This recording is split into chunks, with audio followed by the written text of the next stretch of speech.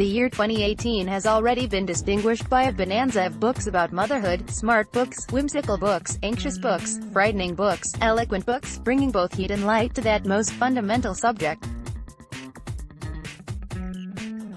In this, as in so many things, men seem to be lagging. There is no parallel harvest of thoughtful assessments of fatherhood in evidence, and the three books at hand are a tentative start, at best. Let's step it up, dads.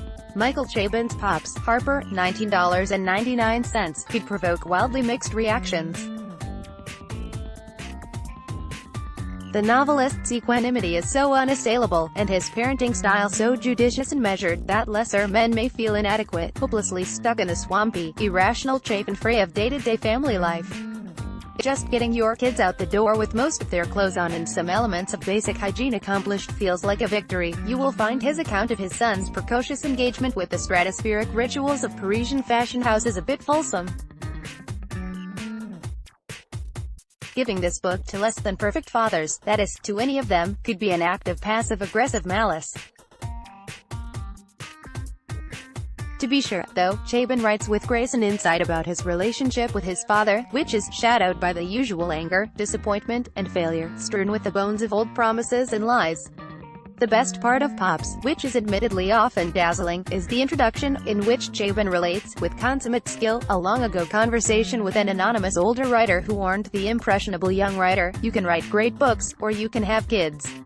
Chabon's rejection of this sinister bit of advice is genuinely wise, concluding that only a scant few novels and short stories will survive anyhow. If none of my books turns out to be among that bright remnant because I allowed my children to steal my time, narrow my compass, and curtail my freedom, I'm alright with that. It was hip-hop that saved my life, writes musician-turned-journalist Juan Vidal.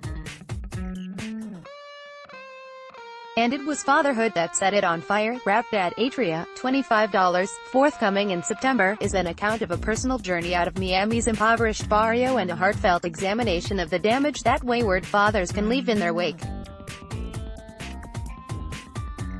For many fatherless youths, Vidal writes, their being abandoned had helped fuel their rage and depression, in his case with myriad near-disastrous results.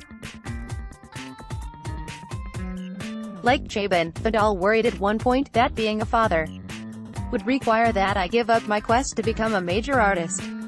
Instead of this deadly compromise, though, he ended up bonding with his peers and celebrating a new generation of men who grew up fatherless but were now shifting the conversation away from outdated concepts of masculinity.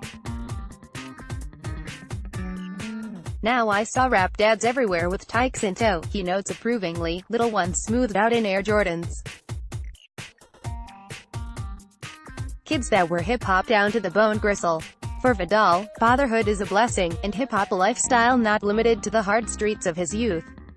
Giannis Varoufakis is talking to my daughter about the economy. Ferrar's Draws Giroux, $22, is a stealthy little book. Nominally framed as a letter to his daughter, this tome by the former Greek Minister of Finance is actually a folksy, if cleverly slanted, primer on economics that would perhaps more accurately be titled, Why It's Not Daddy's Fault That Unemployment Is at 40%.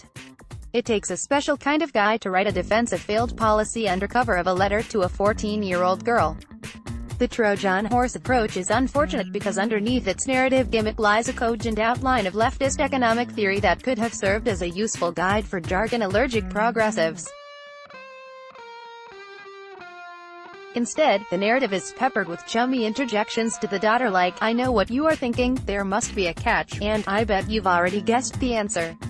These pseudo-Socratic asides serve as vivid, if unintentional, illustrations of the considerable overlap of right-on Marxist dude and condescending twit. Maybe the daughter should write her own book.